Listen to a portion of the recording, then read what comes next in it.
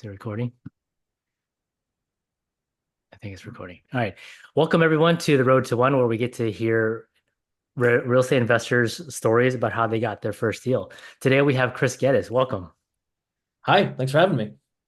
Uh, so what's your avatar, Chris? Oh man, that's a great one. I really, I guess, leaned into kind of that integrator visionary combo. If you look at the rocket fuel stuff, it's a little weird. I've fall both on those. My background has been in tech for the longest time. I was an engineering program manager at big tech companies for a while.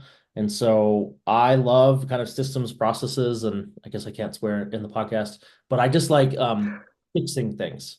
I have another phrase that you can DM me about, and I'll tell you what it is. But I like I like fixing things, and so that kind of got me into the space I was in within real estate, and partnering up with really solid visionaries was a good one for me. So yeah, kind of that like visionary integrator avatar is something that I fit into a lot.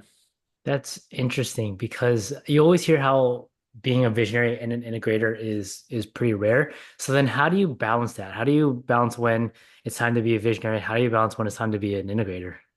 Yeah, no, that's a really good question. I guess the thing that I found is you have to understand when what is the big picture direction, what I use a lot of the North Star, right? Where directionally do you need to be? And that's a much longer time horizon. That's not like a month goal, that's like a year goal or a 5-year goal.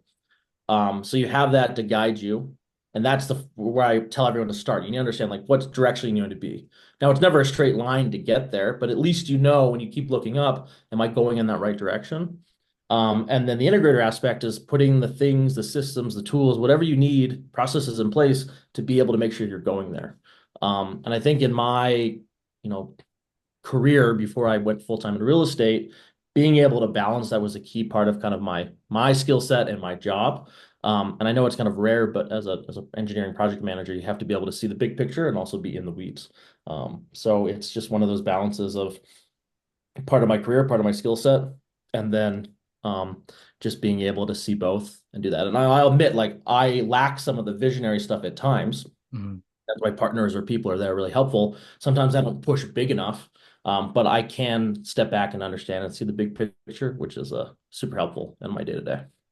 So would you say that your partners are more visionary than integrator, or which bucket do your partners, your most successful partners, fall in? They generally fall into the visionary bucket for sure. Gotcha. I I don't think you don't need a ton of integrators. And even then, like I have the belief that anybody can be an integrator. Mhm. Like really, like like, oh, I didn't learn how to code and do this. Like, no, that's not the goal of an integrator. The integrator is what what do you need to put in place to achieve your desired outcomes? You don't have to be the one to do that, but everyone knows like you need a website or a CRM Yeah. or some system or something like that is known. Like if you can just, delegate or dictate what I need done to somebody, you are an integrator. You don't have to be the one actually doing the work, but you have to say, this is what my business needs. A lot of visionaries lack that at times. But Mhm. my best partners have been true visionaries, which is actually a little nuts and annoying as an integrator to work with them because they're all over the place, right? They're Yeah. like, there's, like the joke, like squirrel. They're like, look this way, then look this way, Mhm. look this way. I'm just like, will you just focus in this direction for maybe a little bit, and we're going to do great. Again, it's really fun. Having partners has been a big success for me, and I'm sure we'll talk about this throughout today. But yeah, it's really good to don't feel like you have to do everything by yourself. I think it's pretty funny because my integrator, my operator, she's had to do the same thing. Just focus on one thing, stop going all over the place. Yep. Um, but so I know you've had a successful career outside of real estate. What made you get into it? Um, it was actually due to some frustrations in my career that I was looking for other options. I started investing in real estate in 2017. I bought my first rental property, and the impetus for buying that, and sorry, I know this is the road one. This was like my first rental property conventionally, right? I Hmm. want to talk about my first kind of creative deal, the property there. But Yeah. I bought my first property because I had been laid off for the first time from my tech job. Walk in one day, everyone gets called into a room and a third of the company is told buy. I was 26 at the time. And that was really like shocking for me. And you have that real, for people who laid off, they feel this if you haven't this, like, I had people in my life that depended on me. I had bills to pay, and I was like, how is this going to work? And that was a little scary. And so I was like, I don't want to be dependent on my employer. That was kind of the base thing. I was like, I think real estate is a good way to do that. All the thing, right? The passive income. I was on the Bigger Mhm. Pockets podcast, all these kind of things. So that was the big impetus for that. And because I wanted to be able to have control and not feel reliant on an employer for success in life.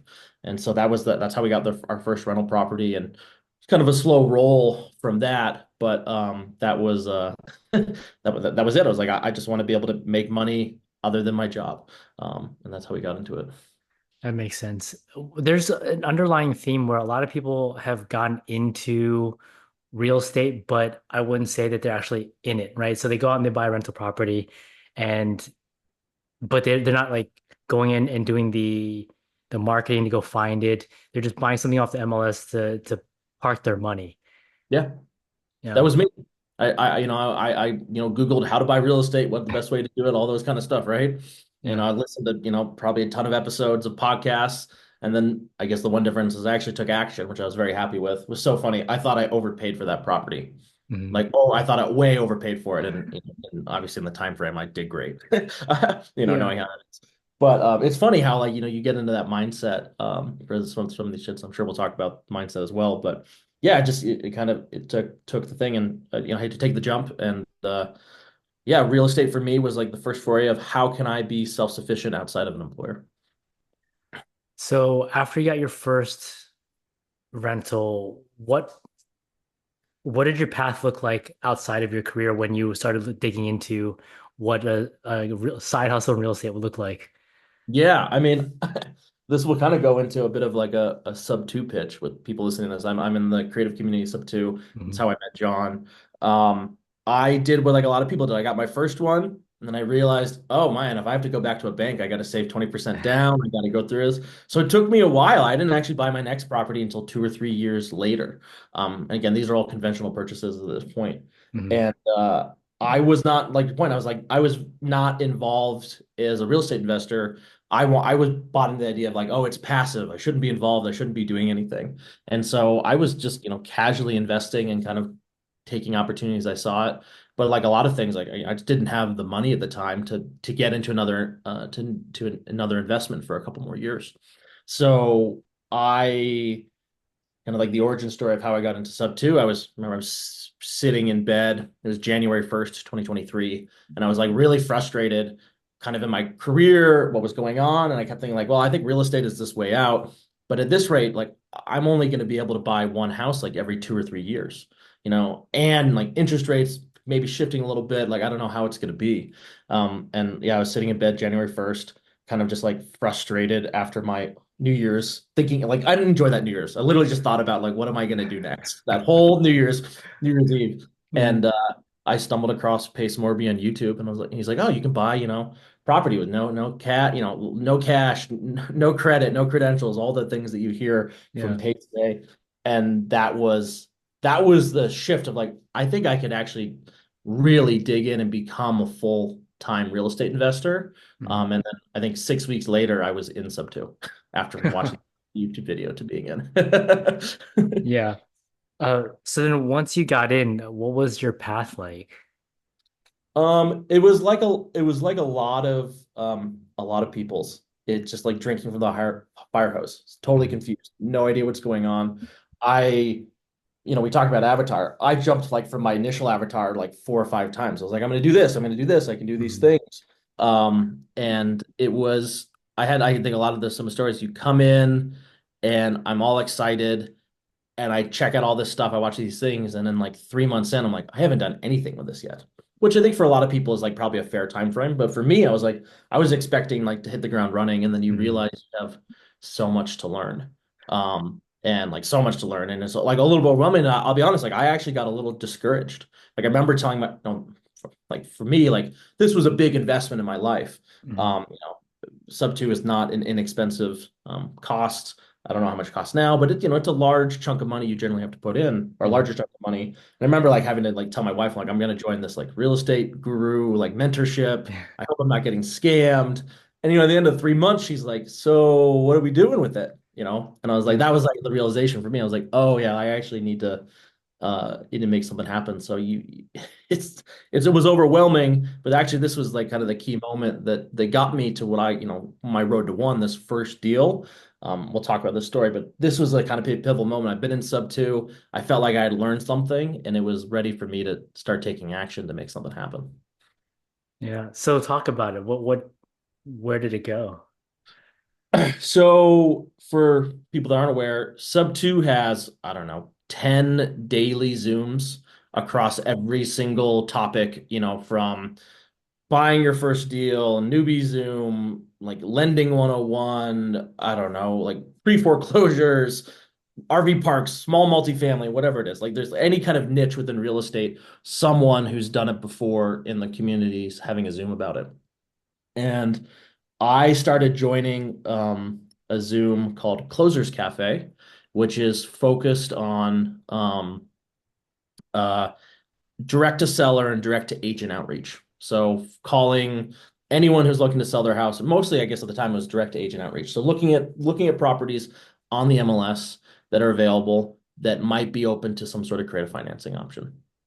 And it's funny enough, I'm actually the host of that of that Zoom now. I'm gonna go do that after this, which Congratulations, man. That's a big thank you. thing. Which is kind of a fun. My business partner Landon Moore is on there as well. And that's actually how I met him in this process. But we'll jump into it. But so I just the whole thing I liked about that Zoom is it was an action-based Zoom. It wasn't listening to someone talk about what we're doing. They wanted people on the phones, making their first call, taking action every single week to try to get a deal. And it was kind of through that I kind of with the guys that were hosting the Zoom at the time, they said, man, if you do this consistently for like 60 to 90 days, we can't guarantee you're going to get a deal, but it's going to be highly likely that you will. Like a lot of things, right? If you just Mhm. consistently do something every day for a certain amount of time, you'll do that. And so I remember it was about, I think it was July, early August last year. I made my first call and like first live agent call. I had no what I was doing. My phone is shaking. It's recorded in the vault. I watch it every now and then. There's 200 people on the Zoom watching me do this.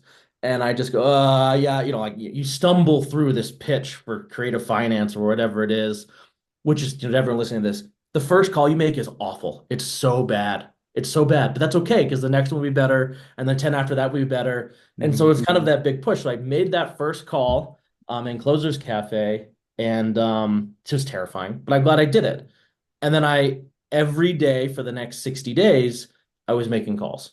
And I was working a W-2 job. I was doing all these kind of things. I just carved out at least an hour every day just to rip phone calls, no special tools. Like it literally was scrolling on Zillow in an area I wanted to buy, sorting by newest and going to the last page and then working my way up. So these properties have been on market, like 150 days, 200 Mhm. days, right? Yeah. Yeah, so like you can literally do it free. So I did that and I just made calls every single day for 60 days. And you know, funny enough, I'm based in Montana, and there's a town in Montana called Billings. It's the largest town, and I was calling that area. I liked that area. I thought it was good for rentals and stuff like that. I came across a property that had been on market for 150 days. And in mind you, like I've heard hundreds, if not thousands of no's by this point. Everybody's like, nope, they're not going to do that. No, they're not going to do that. No, they're going to do that. And I call this property and I speak with this agent in Billings, Montana. And I can tell I was like, hey, like you've been on market a bunch. I see it looks like you went pending and then it went back. And the agent goes, yeah, we've been under contract twice. And both times the property's fallen out because the buyer was unable to secure financing. And this was, like I guess August of 2023, right when interest rates are probably their highest they've ever been. I think at that point Mhm. to go out and get a loan for a property, you're well into the sevens at Yeah. that point, right? Like Mhm. well into the sevens. And I remember just saying, "Oh, well, would the seller consider being my bank? Like maybe we can make this work for that." I had no idea what the situation was. I just asked that question. And I remember the agent goes, "You know what?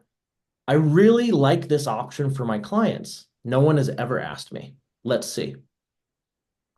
So the agent, I got lucky. Agent is like an investor friendly agent, totally kind of gets that. She goes, yeah, I Hmm. really like this for the client. And so I'm like, oh my goodness, I'm like freaking out, like, oh my God, someone's actually said yes for me. And we, I instantly, and this is a cool thing about sub two, I instantly went into like, well, can my partner come meet you at the house? And she goes, oh yeah, sure, we can do a walkthrough, whatever it is. Hmm. And so I, had the initial call. They were open to some sort of seller financing. I found out after the fact the house was owned free and clear. So the seller had owned the house for 15 years. They had bought the house because their family was coming. They lived on the western side of Montana, and Billings has a larger university. So a lot of people were coming to the town for university, and this house had essentially been used as, student housing for her family and then their family friends over the last 15 years as they all went through this university system. And they were selling it because the last family member had graduated. So if Hmm. you think about it, right now, there's like August, the last family member had graduated in May. The property had been vacant for 3 months. Yeah. And so they were just looking on, then the seller was in her 70s. Um, so we went through, I had been picking up the phone, had these conversations, and I finally got an agent to say, yeah, we'd open to do some sort of seller financing. So I called my now dear friend Keto. Keto is based in Billings. He's the Montana Sub 2 lead. Keto, cool backstory. He literally went from 0 units in Billings to 80 in 2 years. Damn. It's Big deal. amazing. Yeah, he's well known. And so I call Keto, and this is like partnering with people. I was like, hey Keto, I have this property. They say they're open to it. This was like such a newbie thing. I had done like very little qualifying, right? But this, like I had an initial conversation, like, would you walk it? Would you like it? Can we maybe partner on it? I think this could be a really cool deal. And so Keto, with the assist, met with the agent the next day. Keto has this great little like polo with like I buy houses and his company name. Like he looks very professional. He comes up, he meets the agent, and he tells me after the fact, the agent goes, oh, I recognize you from the news. Keto had been on the news talking about real estate investing and providing affordable housing in Billings. Oh, And wow. so credibility, right? A lot of things we talk about is having credibility makes it go a long way in this deal. And so Keto provided a huge amount of credibility to me by saying, I had this partner. We were, because for a lot of these people for these deals, they're like, are you going to make the payments? Am I going to have to take the house from me? Or are you going to trash the house? This is like a number one concern we Right. have. And so being able to provide credibility is huge. So Keto provided a lot of credibility, goes in, sees the property. It's a cool, it's a big house, 4 bed, 4 bath, 3,000 square feet and kind of a in like a good like a middle class neighborhood in Billings, and just had all the space that for the different exits we were thinking about. And so Pete Keto started. We put together an offer. We did a seller finance offer back and forth. He kind of set the stage of how much money we'd put down. What the interest rate would be, all these kind of things, and credibility. And we submitted that offer, and the the agent, like that offer was 5% down and a 3% interest rate fixed for 30 years. Now, mind you, going to a bank, we'd have to put 20% down Yeah. and get a 7.5% interest rate at that same time. That's a killer deal. Yes, killer deal. So we submit that, and the agent goes, okay, I'll submit it to the seller, whatever it is. And so we submit it, and there's a little bit of back and forth. And of course, a lot of deals like someone's attorney has to get involved, right? They look at it, they give the feedback, whatever it is. Yeah. And I initially thought I was like, oh, this is gonna kill it. There's no way any attorney is gonna like in their right mind let us do a 3% interest rate at this time, right? Hmm. And we were negotiating back and forth with that. And the I remember we got forwarded an email, and I don't think we were supposed to see this, but you could see the attorney's response, and then you could see the seller's response and the agent's response kind of in the email chain. Yeah. The first response is the attorney goes, this is the most buyer-friendly terms I've seen in my entire career. I do not recommend it. Right? That was the first line. Yeah. And then the seller goes, which I don't think we're supposed to, she goes, all right, I know that like these are really friendly terms, but I really like these guys and I don't want to lose this. I'd like to move forward regardless. with a little bit of thing, it was like, will they put a balloon in? Will they do a 5-year balloon? Was like their one caveat, Yeah. which, for us, we're like, that's like not too bad of a terms. And Hmm. then you can see the agent saying like, hey, here's the counter. Can we do 5% down, 3% interest, with a 5-year balloon? And so I remember chatting with Keto, and first off, we were both like, wow, like the only thing we're arguing about is a balloon right now. Like this is fantastic. Yeah. And I can talk about how we underwrote this, but the underwriting on this, like at those terms, fantastic. Like we're like super stoked with the monthly payment, the terms, as a lot of people would be. So that was Hmm. fine. And so we ended up saying like, hey, and this is a line I still use today. Generally, when people ask for a balloon, that just means they don't trust us. Just totally fine. We've just Hmm. been on the phone a couple times. We've only emailed back and forth. You don't trust us. So, what can we do to provide some credibility to show that this is what we do? And so, and they came back like, well, we want to know that you guys actually do this. You're not trying to just like, you can't get approved by a bank. And so like, can you show us some more credibility documents? Like a lot of people they ask for seller finance, they just think you're not a credit worthy individual or like a Hmm. bankable Yeah. individual. So we sent over all of the properties that we owned between Keto and I. So with like a Hmm. file, like 30 or 40, like, LLC name, Yeah. the line of like, no, this is what we do. Here's all the properties. We're not in the business of defaulting on loans. Look what we have. Hmm. And then we also gave the term of what if we do a 5-year balloon, but if we do no late payments or missed payments in that 5-year period, it automatically extends another 10 years. And then if there's no missed payments or late payments, it extends another 15. Putting skin in the game for us is saying we're going to pay on time, we're going to Yeah. do everything we do. And if we do that, you shouldn't be worried about it, not us paying anymore. Give us some more time. Yeah. So a combination of that and then that balloon term, the seller accepted our terms, and we went under contract. And um, the total entry for that property, I think I paid. I ended up partnering with Keto because he helped me so much. He lives in Billings. He was going to property manage it. It was my Hmm. first deal. I had no idea what I was doing. Literally zero idea what I was doing, other than literally just taking action, picking up the phone, and having some of these initial conversations. And we closed on that property in September of 2023. And yeah, I think it was like $15,000 out of pocket to buy this property. And we now cash flow about $1,000 a month on it. I did not realize that when I met you in October of last year that you had just gotten your first deal in sub two. That is freaking amazing to see what you've been able to accomplish between then and now.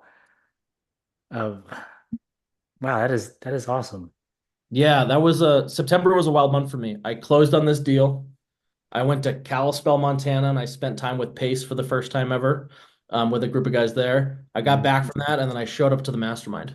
And at the mastermind, our wholesaling business. So at this point, I closed. I had just started my wholesaling business with my partner Landon. Our wholesaling business was a month old, and we'd already gotten. I think we got 2 deals under contract at that point, and then that was like what I presented at the mastermind of like, hey, this is this business. Am I doing it right? And yeah, it's been a wild ride since then. That is crazy. So I'm assuming the hot seat really helped out then. Well, the hot seat really helped out, but it was really funny because I, I'm an integrator. Like I know numbers, I know metrics, I know what to Mhm. track. So I Yeah. did my hot seat, and this was with Justin Tumanowski, who is Mhm. one of my most favorite people in Sub 2. I don't know if you know Justin. Um, People, if you're listening to this, find Justin. I think he's Real Estate Justin Mhm. on Instagram. He's an amazing person. Justin Tumanowski and Dustin Kircher were my hot seat leads. And I went through it. I did it. I did the numbers. And I remember Justin saying, yeah, you could have taught this. Good job. So, the wholesale, the wholesaling business is really, you're in a marketing business, fill your funnel, work your way down, figure out your conversion rates, track your metrics. And if you're not doing enough deals, something's wrong somewhere in the pipeline, you can figure it out. So, Yeah, I've heard wholesaling company explained as it's just a marketing company, but the widgets you're selling are houses. exactly. It really is. It really, that fundamentally is it. Yeah. So, I mean, you were able to get your first deal. You had help with evaluating it. What kind of mindset issues did you have to get over to get to that first deal? I mean, I think for a lot of people, it until you experience it, you don't know if it's possible. Mm. And that was the thing for me. I had been in sub two for several months. I hadn't done anything. I was frustrated. And it's a little bit like it sounds easy, like do something for 60 days, do it every single day. And it sucks because the first 20 days, I saw zero benefit out of it.